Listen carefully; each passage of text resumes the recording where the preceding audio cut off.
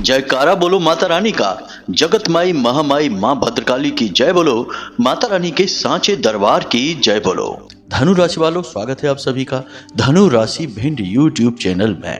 बंधुओं, रोज सुबह जागते ही केवल 3 बार ले लो इस एक देवता का नाम। उसके बाद दिन भर आपके साथ जो चमत्कारी घटनाएं होंगी, आपकी जो किस्मत चमकेगी, उसे देखकर आप खुद भी हैरान रह जाएंगे। हम आपको यहाँ किसी उपाय या फिर क्रिया के विषय में नहीं बता रहे हैं। यह एक बेहद ही प्राचीन और गुप्त पद्धति है, या यूं कहे कि विद्या है। जो इसे जानता है उसका जीवन 100% उसके नियंत्रण में होता है। उसका भाग्य हमेशा सूरज की तरह चमकता है और उसका जीवन जीते जी स्वर्ग की समान सुंदर हो जाता है। अब एक बात और बंधुओं, हमारी बातों को बिल्कुल भी हल्के में मत लेना, मजाक समझने की भूल मत कर देना, वरना आपको बहुत पछताना पड़ेगा।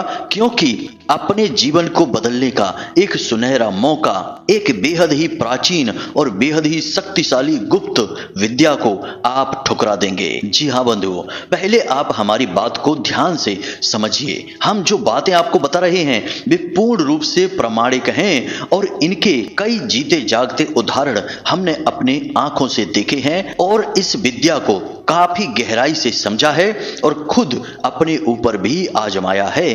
तभी हम इसके विषय में आज आपको बताने जा रहे हैं। तो बंधुओं, आपको आज इस कार्यक्रम को पूरा शुरू से लेकर अंत तक देखना ही होगा, क्योंकि यह कार्यक्रम कोई साधारण कार्यक्रम नहीं है। यह हमारे जीवन भर के अनुभवों का निचोड़ है और सैकड़ों हजारों लोगों पर आजमाई गई इस विशेष गुप्त विद्या का सार है। जी हाँ बंधुओं, अब एक बात यहाँ पर हम पूरे दावे के साथ आपसे कहते हैं कि यदि आपने इस कार्यक्रम को अच्छी तरह से देख लिया, समझ लिया और इस कार्यक्रम में बताई गई बातों को अच्छी तरह से अपने जीवन में बिल्कुल जैसे हम आपको बता रहे हैं वैसे ही उतार लिया, तो आपकी किस्मत पूरी तरह से आपके काबू में होगी। आप जो चाहेंगे वह आपकी जिंदगी में आ जाएगा।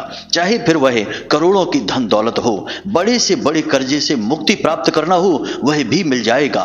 काम धंधे व्यापार को बढ़ाना हो, लाखों करोड़ों की दौलत कमाकर इस दुनिया में अपनी धाक जमानी हो, हर एक सुख सुविधा के आनंद को भोगना हो, अपने और अपने परिवार की हर एक जरूरत को पूरा करना हो, राजाओं जैसा जीवन जीना हो, जो कुछ आप चाहेंगे वह सब कुछ आपको मिल जाएगा। परंतु एक छोटी सी शर्त है कि आपकी सोच बिल्कुल सकारात्मक होनी चाहिए। किसी के लिए भी आप मन में कोई नकारात्मक विचार नहीं रखेंगे, क्योंकि आप यदि नकारात्मक विचारों के साथ इस विद्या का प्रयोग करेंगे तो वह भी फलित हो जाएगा और उसका पाप हमें लग जाएगा, क्योंकि हमने आपको यह विद्या बताई है। इसलिए हमारा आपसे बस निवेदन यह है कि इस विद्या का आप प्रयोग केवल और केवल सकारात्मक कार्यों के लिए और अपनी इच्छाओं की पूर्ति के लिए करें तो ही बेहतर होगा। एक बात आप ध्यान से समझिए कि यह कोई साधारण कार्यक्रम नहीं है और इस कार्यक्रम में जो बातें हम आपको अब बताने वाले हैं वे बातें भी कोई साधारण बातें नहीं हैं।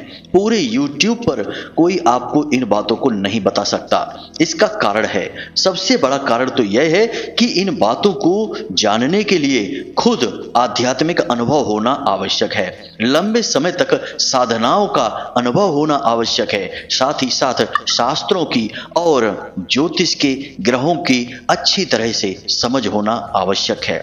एक इंसान के अंदर इतनी सारी चीजों का मिल पाना बहुत मुश्किल होता है। अब इसे आप अपनी किस्मत कहिए, माता रानी की विशेष कृपा कहिए कि आज हमने माता रानी के आदेश से ही आपके लिए इस विशेष कार्यक्रम को बनाने के बारे में विचार किया है। अब ऐसे में आपको बस इतना करना है कि इस कार्यक्रम को अंत तक देखना है, सारी बातों को गहराई से समझना है। जिन चीजों की जरूरत पड़े तो उन्हें पेन और कॉपी लेकर बैठना है और नोट कर लेना है। सारे कामों को छोड़कर ठंडे दिमाग से इस कार्यक्रम को समझना है, देखना है और फिर इस विधि को, इस विद्या को अपने जीवन में धीरे धीरे उतारना शुरू करना है।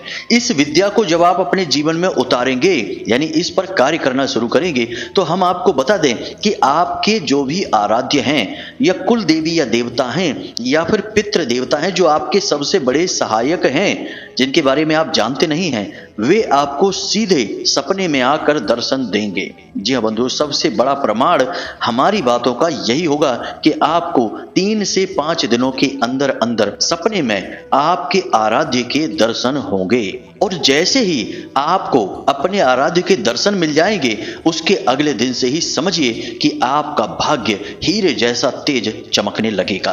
क्योंकि आप जो कार्य करना चाह रहे हैं, जिस विद्या को आजमा रहे हैं, उस कार्य में आप सफल रहे, यह इस बात का प्रमाण होगा। जी हाँ बंधुओं, ये कोई छोटी मोटी बातें नहीं है, इसलिए इन बातों की गंभीरता को समझते हुए आप इस कार्यक्रम को बड़े ही धैर्य के साथ देखिए। जल्दबाजी बिल्कुल मत करना। यदि अब भी आपको जल्दबाजी में ज्ञान चाहिए और यह सोच रहे हैं कि सीधे बात क्यों नहीं बता देते, इतनी सारी बातें क्यों कर रहे हैं, तो हमारा आपसे निवेदन है कि आप अभी इस कार्यक्रम को छोड़कर जा सकते हैं। कोई समस्या नहीं है, आपके लिए यह विशेष ज्ञान, यह विद्या अभी नहीं बनी है, या यूं कहें कि आप अभी इसके लिए तैयार नहीं हैं। जब आप इसके लिए तैयार होंगे तो माता रानी स्वयं आपको इस विद्या के लिए कहीं ना कहीं से साधन जुटा देंगी। तब तक आप यूं ही भटकिए इस संसार में और ठोकरें खाइए, दुख तकलीफ और परेशानियों को झेलिए।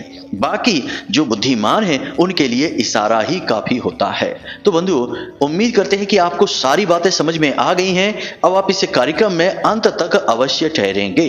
तो चलिए बिना समय गवाए माता रानी को याद करते हैं और कार्यक्रम को शुरू करते हैं। तो जल्दी से कमेंट बॉक्स में लिख डालिए, जय मां भद्रकाली कृपा करो। एक बार नहीं 3 बार लिखना, माता रानी निश्चित तौर पर आपके ऊपर कृपा करेंगी, हमें पूर्ण विश्वास है। तो चलिए बंधुओं शुरू करते हैं। तो सीधे मूल विषय की बात करते हैं। बंधुओं, सबसे पहले हम आपको इस विद्या से परिचय कराएंगे, फिर इस विद्या को कैसे प्रयोग करना है उसके विषय में बताएंगे, फिर हम कुछ सावधानियों के बारे में भी बताएंगे। क्योंकि यदि आपने कुछ सावधानियां जो कि बहुत जरूरी हैं इस विद्या के प्रयोग के समय, उन्हें यदि आपने नहीं अपनाया तो हो सकता है कि इस विद्या का आपको कोई लाभ ही प्राप्त ना हो, या फिर हो सकता है कि इसके कुछ नकारात्मक परिणाम भी आपको प्राप्त हो जाएं। जी हाँ बंधुओं, यह भी हो सकता है कि कोई नकारात्मक परिणाम आपको मिले, कोई झटका आपको लग जाए, बिल्कुल वैसे ही कि बिजली के तार हैं, यदि सावधानी से इनका प्रयोग करेंगे तो आपके सारे घर की लाइट चलेगी, आपके पंखे, आपके बल्ब, सब कुछ चलेगा। और यदि आपने सावधानी से प्रयोग न किया तो तेज झटका भी लग सकता है। जब शक्तिशाली विद्याओं की बात की जाती है तो उन पर भी यही नियम लागू होता है, क्योंकि हम बड़ी ही शक्तिशाली और महान प्रचंड ऊर्जाओं का आवाहन करते हैं, और इस आवाहन में यदि हम तैयार नहीं हैं तो ये ऊर्जाएं हमारा भी कुछ न कुछ नुकसान कर सकती हैं। अब ये बात हम आपको इसलिए बता रहे हैं ताकि आप हमारी जो आगे आने वाली बातें हैं उन्हें पूरी गंभीरता के साथ लें। जी हाँ बंधुओं, अब ध्यान से सुनिए। जब आप रात्रि में सोते हैं और सुबह सोकर जागते हैं, तो क्या आप हमें यह बता सकते हैं कि रात्रि में सोने के बाद, यानी कि जब आप नींद में डूबे हैं उसके बाद, और जब आप नींद से जागे हैं उसके पहले आप कहाँ थे? अब आप सोचेंगे कि यह हम कैसा प्रश्न पूछ रहे हैं, हम तो वहीं थे, अपने बिस्तर पर सो रहे थे। जी नहीं, शास्त्र क्या कहते हैं, विज्ञान क्या कहता है, दोनों बातों को सुनिए, समझिए, फिर हम जो आपको बताएंगे उससे आपको समझने में आसानी होगी। तो शास्त्र हमारे यह कहते हैं कि जब आप गहरी नींद में जाते हैं तो उस समय आपका शरीर वहीं पड़ा रहता है, बिल्कुल निष्प्राण, बेजान जैसा। तभी तो आपको मच्छर काटता रहता है, आपको पता भी नहीं चलता है। कोई आपके हाथ पैर इधर उधर कर देता है, आपको पता भी नहीं चलता है। हम गहरी नींद की बात कर रहे हैं बंधुओं, हल्की फुल्की नींद की नहीं, वरना आप कहेंगे कि हमें तो पता चल जाता है कि मच्छर काटता है। तो गहरी नींद की बात कर रहे हैं हम, जब आप बिल्कुल बेहोशी की अवस्था में हो जाते हैं। कई बार तो आपके शरीर से कपड़ा भी इधर उधर उठ जाता है, आपका शरीर लगभग अर्धनग्न अवस्था में हो जाता है सोते समय, और आपको पता भी नहीं चलता है। क्या जागते समय आप उस अवस्था में लेटे रह सकते हैं? नहीं, जब आप जागते हैं तो आपको होश आता है कि अरे ये क्या हुआ, तब आप अपने कपड़ों को सही करते हैं। तो क्यों नहीं आपको उस समय होश रहता है? इसका कारण बताते हैं बंधुओं। हमारे शास्त्र कहते हैं कि इंसान के अंदर कई तरीके के शरीर होते हैं, कुल मिलाकर 7 प्रकार के शरीर होते हैं जिनसे एक पूरा इंसान बनता है। जिसमें कि जो शरीर आपको दिखाई देता है उसे हम अन्नमय कोश कहते हैं या स्थूल शरीर कहते हैं, और जो शरीर हमें दिखाई नहीं देता है और जो इस शरीर के सबसे नजदीक होता है उसे हम अपना सूक्ष्म शरीर कहते हैं, उसे हम आत्मा भी कह सकते हैं। अब यह जो आपकी आत्मा है, यह आपके सोते ही, गहरी नींद में जाते ही आत्मा आपकी शरीर को छोड़कर, ये यूं कहे कि सूक्ष्म शरीर आपका इस शरीर को छोड़कर निकल जाता है। अब आप कहेंगे कि जब आत्मा बाहर निकल जाती है तो लोग मर क्यों नहीं जाते हैं? तो बंधुओं ध्यान से समझिए, आध्यात्म यह कहता है कि आपकी आत्मा जब इस शरीर को छोड़कर बाहर निकलती है तो एक पतला सा धागा, जिसे हम सिल्वर कॉर्ड कहते हैं या चांदी का धागा भी कह सकते हैं, साधारण भाषा में कहते हैं, एक पतला सा धागा आपके इस भौतिक शरीर की नाभि से निकलता है जो उस स्थूल शरीर की नाभि से जुड़ा रहता है। जब तक यह धागा एक दूसरे से जुड़ा रहता है तो आपका सूक्ष्म शरीर इस शरीर से बाहर निकलकर भी इस शरीर की सारी क्रियाओं को संचालित करता है, जैसे श्वास लेना, दिल को धड़काना, खाना पचाना वगैरह वगैरह, और अनेक लोगों की यात्राएं भी कर सकता है। जी हाँ बंधु, इसीलिए आपको भांति भांति के विचित्र विचित्र सपने आते हैं। कभी कभी तो आपको अपने ही मृत पुरखे पूर्वजों के दर्शन हो जाते हैं। कुछ लोग तो कहते हैं कि हम तो उनके साथ काफी समय तक घूमे हैं, हमने बातें की हैं और तमाम तरीके की जानकारियां, अनोखी जानकारियां लेकर आए हैं। कुछ लोग कहते हैं कि हम तो एक अजीबो गरीब संसार में चले गए जहां पर हम हवा में उड़ रहे थे। यानी कहने का मतलब यह है कि अनेकों लोगों की यात्राएं करने लगती है आपकी आत्मा या आपका सूक्ष्म शरीर, लेकिन इस शरीर से वह अलग नहीं हुआ है। उस पतले से धागे से जो आपकी नाभि से निकला है उससे वह जुड़ा रहता है। लेकिन बंधु, जब किसी की मृत्यु हो जाती है तो वह धागा जो नाभि से आपके उस स्थूल शरीर से जुड़ा है वह टूट जाता है। इसीलिए फिर जो आत्मा इस शरीर से बाहर निकली तो इस शरीर पर उसका कोई नियंत्रण नहीं रहता है, वो इस शरीर से बाहर का जीव बन जाता है, जिसे हम जीव आत्मा भी कहते हैं। उम्मीद है आपको यहां तक सारी बात समझ में आ गई होगी। अब ये सारी बातें हम आपको क्यों बता रहे हैं? ताकि आपको पूर्ण ज्ञान प्राप्त हो। जब हम किसी चीज को अपने जीवन में अपनाते हैं तो उसके बारे में पूरा ज्ञान लेते हैं कि नहीं? आधा अधूरा ज्ञान लेंगे तो हमें उसके ऊपर विश्वास ही नहीं होगा, हमें कच्चा पक्का भरोसा होगा और फिर हम उसे आजकल कुछ दिनों तक आजमा कर त्याग देंगे, फिर उसका कोई लाभ भी नहीं होगा। इसलिए पूर्ण ज्ञान अत्यंत आवश्यक होता है। आपने वह एक मुहावरा तो सुना ही होगा, अधजल गगरी छलकत जाए और भरी गगरिया मटकत जाए। यानी कि जो गगरी आधी भरी है, यानी ज्ञान जहां आधा है वहां ज्यादा परेशानी होती है और जहां पूर्ण ज्ञान है वहां शांति होती है। अब विज्ञान की भी बातें कर लेते हैं, क्योंकि कुछ लोग यहाँ विज्ञान के बारे में बोलेंगे। तो विज्ञान कहता है कि जब आप सो जाते हैं, गहरी निद्रा में होते हैं, तो आपके शरीर में पैरालिसिस, जिसे हम लकवा कहते हैं, वह लकवे की स्थिति में पहुंच जाता है। इसीलिए आपको आपके शरीर का कोई भान ही नहीं रहता है।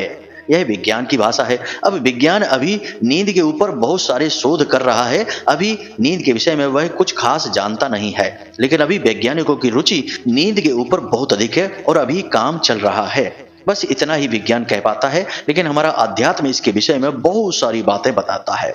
अब उम्मीद है आपने सारी बातें समझ ली हैं। अब आप ध्यान से सुनिए कि हम इस विधि के बारे में आपको बताने जा रहे हैं। यह विद्या है जो आपको प्रयोग करनी है, इसके विषय में बताने जा रहे हैं। ध्यान से सुनिए और फिर इसे ज्यों का त्यों उतारिए अपने जीवन में। तो बंधुओं, आपने कई बार लोगों को यह कहते सुना होगा कि जैसे कोई दुर्घटना वगैरह हो जाती है, कोई हादसा हो जाता है और किसी की जान बच जाती है, किसी का कुछ भी नहीं बिगड़ता है, बाल बाल बचकर निकल आता है, तो लोग अक्सर यह कहते हैं कि पता नहीं कौन से देवी देवता सहायक थे, किसकी कृपा रही कि कुछ भी नहीं बिगड़ा। इतनी बड़ी दुर्घटना, इतना बड़ा हादसा, लेकिन किसी का कुछ नहीं बिगड़ा, सब सही सलामत बच गए। इसका मतलब यह होता है कि हर एक व्यक्ति का कोई ना कोई सहायक देवता होता है। अब वह कोई भी हो सकता है, आपका पिछले जन्म का कोई रिश्ता भी हो सकता है। मतलब कहने का कि आपने पिछले कई जन्मों में किसी देवी देवता की विशेष साधनाएं की होंगी, आपको अभी इसका ज्ञान नहीं है, लेकिन वह जो दिव्य शक्ति है वह आपके साथ हर वक्त रहती है। इसी प्रकार कोई भी हो सकता है, आपके पितृ पूर्वज हो सकते हैं, आपके घर के, आपके बाहर के कोई देवी देवता हो सकते हैं, कोई छोटी मोटी दिव्य शक्ति हो सकती है, या फिर आपकी कुल देवी या देवता। तो सबसे पहला कार्य है आपका कि आप यह पता लगाएं कि आपके सहायक देवता कौन से हैं जो हर वक्त आपके साथ चलते हैं। इस दुनिया में जितने भी लोग हैं उनके सबके कोई ना कोई सहायक देवता हैं ही, हमेशा रहते ही हैं, और बिना सहायक देवता के इस संसार में कोई भी कार्य कर पाना संभव ही नहीं है।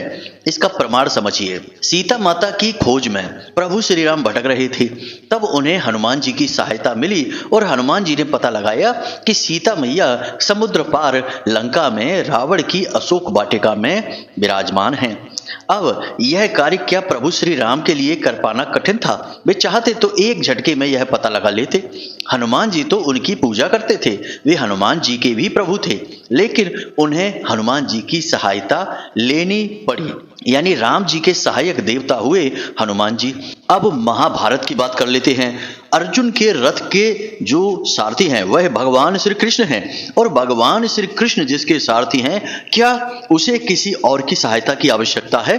क्या भगवान श्री कृष्ण को भी किसी की सहायता की आवश्यकता है? फिर भी भगवान श्री कृष्ण की सहायता के लिए अर्जुन के रथ के ध्वज पर विराजमान हुए बजरंग बली यानी हनुमान जी, यानी कि भगवान श्री कृष्ण और अर्जुन के सहायक देवता भी हुए हनुमान जी ही। आप शास्त्रों में कोई भी प्रसंग को उठा लीजिए, किसी भी कथा को उठा लीजिए, जिस कथा में भी जिस भी पात्र ने कोई भी बड़ा कार्य किया होगा तो उसका कोई ना कोई सहायक देवी देवता अवश्य रहा ही रहा है, चाहे किसी भी स्थिति में हो। अब हमारे शास्त्रों में तो इसके प्रमाण जगह जगह पर मिलते हैं, कूट कूट कर भरे हुए हैं, लेकिन आज के इस युग में लोग इन बातों पर विचार करना ही छोड़ देते हैं, क्योंकि कहते हैं कि आज का युग नया युग है। अब हम आज के युग में पढ़े लिखे लोग हैं, हम इन बातों को नहीं मानते हैं, और बाद में फिर हर बात में असफल होकर इधर उधर रोते फिरते हैं और कहते हैं कि हमारी मदद करो। कहीं कुंडली दिखाते हैं, कहीं किसी से हाथ दिखाते हैं, और कहीं पर किसी ने कह दिया तो पूजा पाठ करते हैं, उपाय क्रियाएं करते हैं, फिर भी लाभ प्राप्त नहीं होते हैं। जड़ में अगर कीड़ा लगा है तो ऊपर ऊपर दवा डालने से क्या होगा? पानी पौधे में यदि ऊपर ऊपर डालें, जड़ में न डालें, तो क्या पौधा पनपेगा? नहीं। आपके सहायक देवता कौन हैं? कौन सी वह दिव्य शक्ति है जो हर वक्त आपके साथ चलती है, हर अच्छे बुरे को देखती है और उसी के अनुसार आपके भाग्य को निर्मित करती है, आपकी सहायक भी है, आपके हित में सोचती है, लेकिन आपको इसके बारे में कोई ज्ञान नहीं है।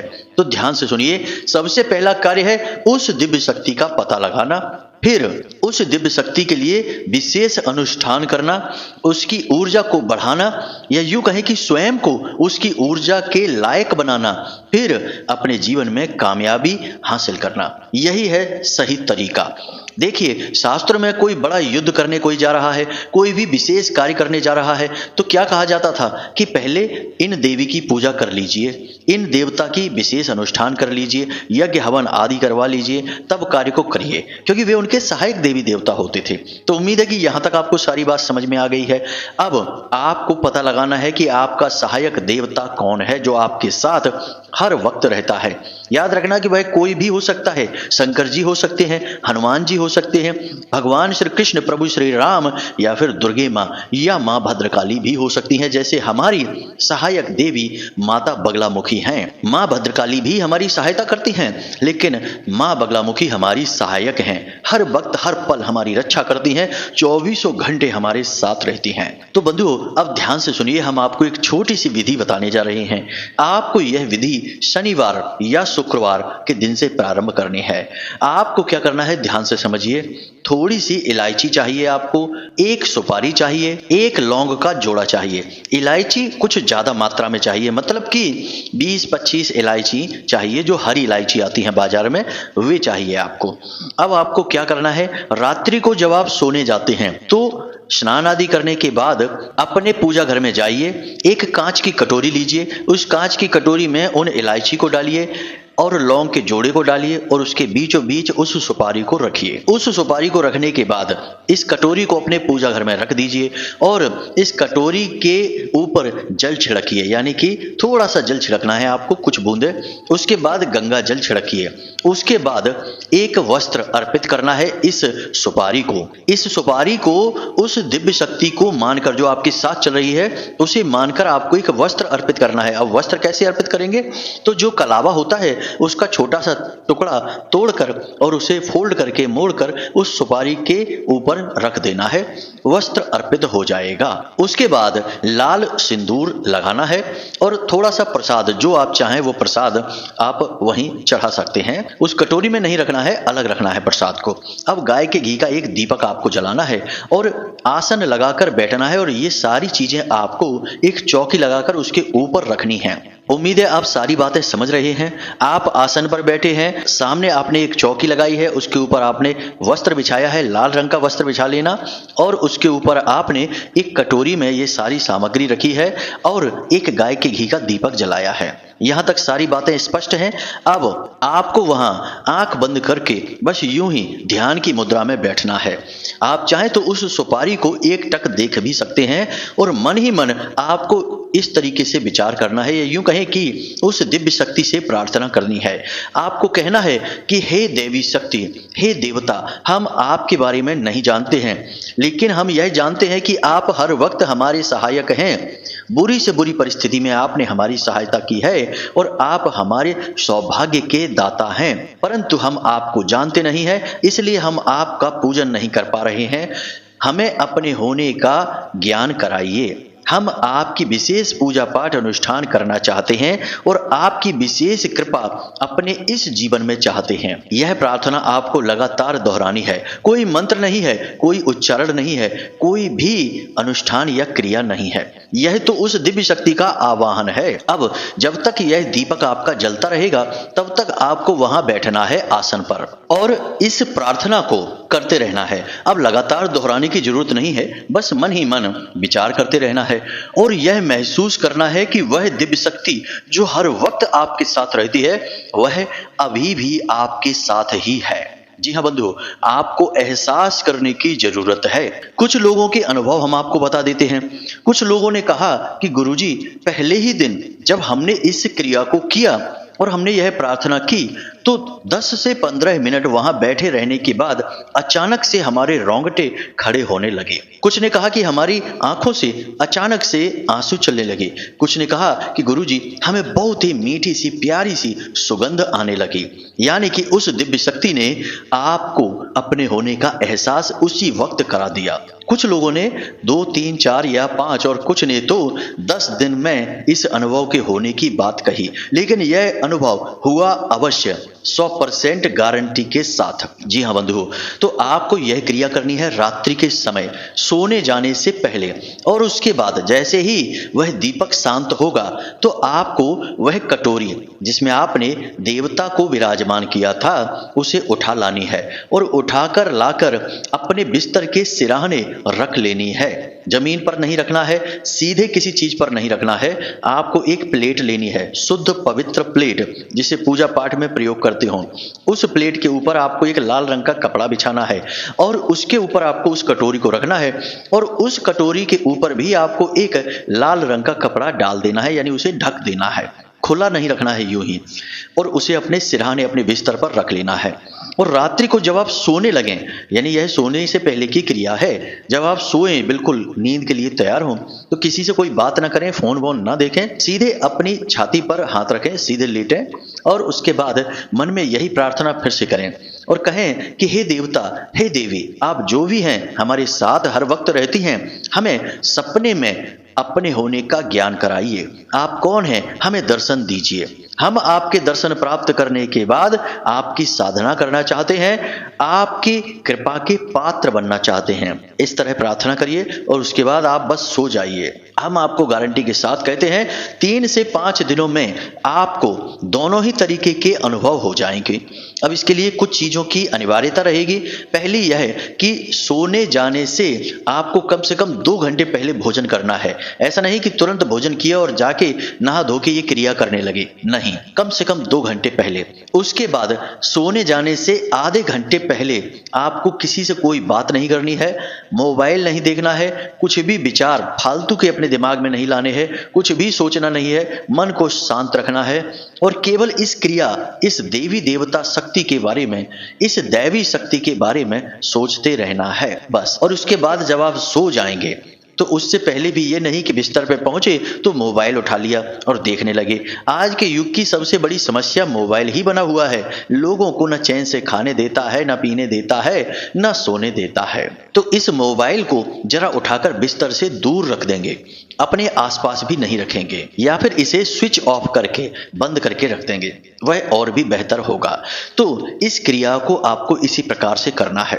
अब जब आपको 3, 5 या 7 दिनों में दिव्य शक्ति का एहसास हो जाए, कुछ लोगों ने कहा कि गुरुजी हमको तो साक्षात हनुमान जी दिखाई दिए, कुछ ने कहा गुरुजी हमें भोले बाबा दिखाई दिए, कुछ ने कहा कि हमें कोई देवता तो दिखे परंतु हमें पता नहीं चला कि वो कौन देवता है। तो कहने का मतलब यह है कि स्पष्ट नहीं हुआ तो उन्हें और अभ्यास करना है, कुछ समय बाद स्पष्ट हो जाएगा। कुछ को अग्निदेव दिखाई दिए और कुछ लोगों को प्रभु श्री राम दिखाई दिए। तो जो भी आपको दिखाई दिए, जैसे भी देवी देवता हो, बस इस क्रिया के पूर्ण होने का यही एक प्रमाण है कि आपको दर्शन हो चुके हैं, आपको पता चल गया है।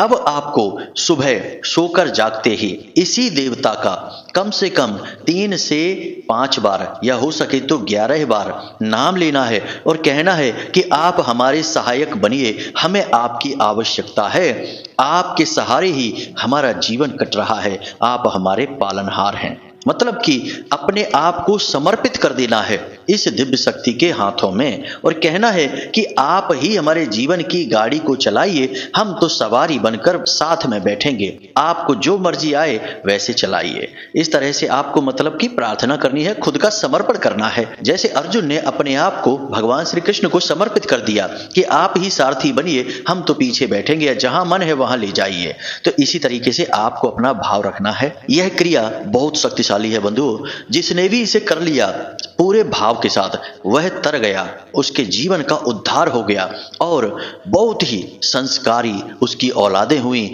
बहुत ही सुंदर उसका घर हुआ और शांतिमय जीवन हुआ। बस आप इसे ठीक तरह से कर पाएं, इसी बात की हमें चिंता हो रही है कि आप कर पाएंगे कि नहीं कर पाएंगे। कुछ और जरूरी बातें हैं, सात्विकता के सारे नियम आपको मानने हैं। जब आप इस क्रिया को कर रहे हो तो आपको साधारण भोजन खाना है, मसालेदार भोजन नहीं खाना है, साथ ही साथ मांसाहार वगैरह के बारे में तो सोच भी नहीं लेना है। यह बहुत ही गंदा और नीच भोजन है, इसके बारे में विचार नहीं करना है। साधारण शुद्ध शाकाहारी जीवन, प्याज लहसुन आदि का सेवन ना करें। इसी के साथ साथ झूठ न बोले, शांतिपूर्ण जीवन जिए, किसी के साथ कोई अन्याय न करने पाए।